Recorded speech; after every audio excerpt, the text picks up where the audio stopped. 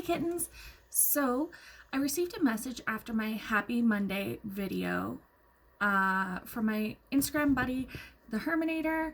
His content is really nerdy and body positive, so I do recommend you check it out. I will put the link in the box below. So I'm gonna read what he wrote verbatim so that I'm not misrepresenting him in any way or his experiences. So, do you think your next video can talk about plus size male body issues?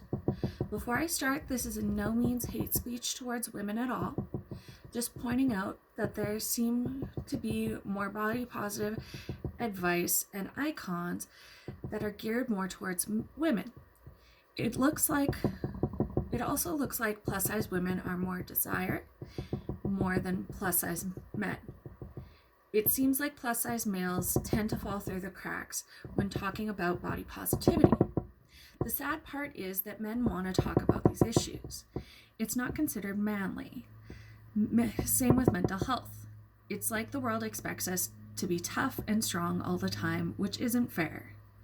I do have something else to add. You also see plus size women that model clothing lines. I mean, there are bigger sizes for men, but there are no plus size male models, only women.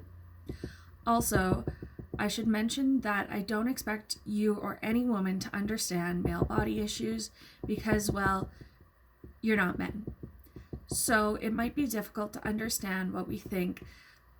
Just know that body image issues have no gender and that it can happen to anyone.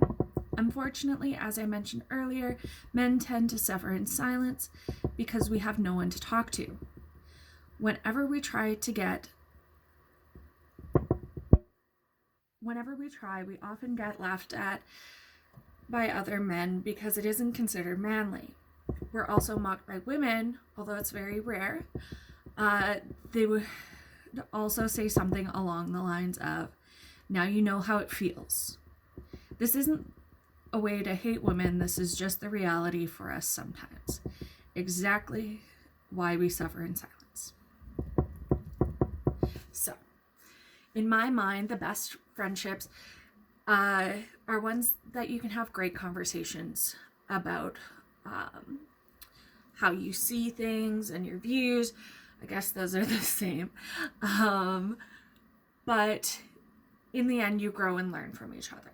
So civil discourse on topics that you're both concerned about, but you don't necessarily see eye to eye.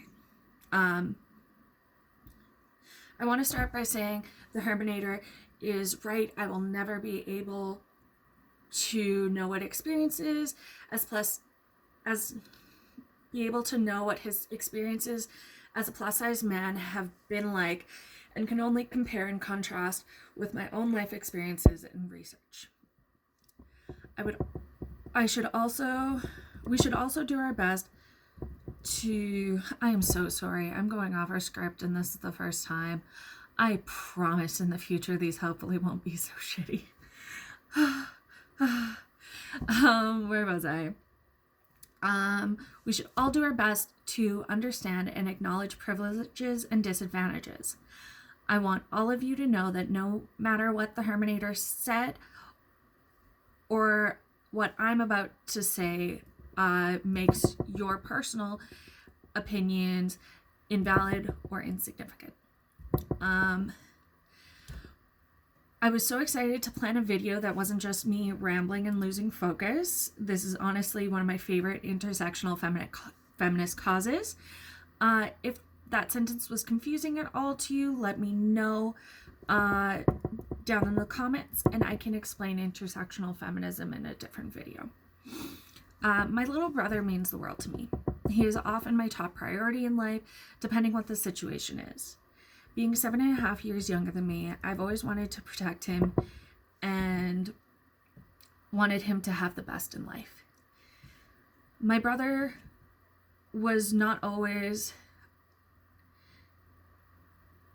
as round as I talked about being, but grew up into what our Baba would call a good Ukrainian boy. He's tall and broad and thick two C's. Now that he's 21, I have watched him suffer with body image issues for a long time, and honestly, it kills me. I wanted to share this information with you guys so you can understand that my concerns about male body image issues don't just come from myself being large, but having men in my life that I love most affected. I don't think I know a man who hasn't talked to me about either his current body image issues or his journey with them. So I want to tackle this message in 3 pieces. Number 1, male representation in the body positive movement and fashion industry. Number 2, acceptability of being a plus size male. And number 3, men's mental health. I've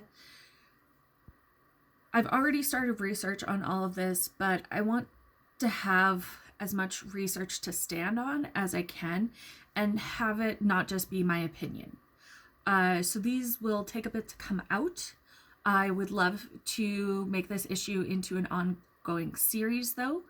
There is so much to cover, and you all seem so excited to learn with me. So that's what I'm going to call my teaser for this series. I absolutely am so wild about it. I am doing one of my essays on it actually for school right now, just because I was so inspired by this. So thank you again to the Herminator for the inspiration. You have always been such a good buddy when it comes to content brainstorming. So once again, check out his content on Instagram in the link below. And I love you guys.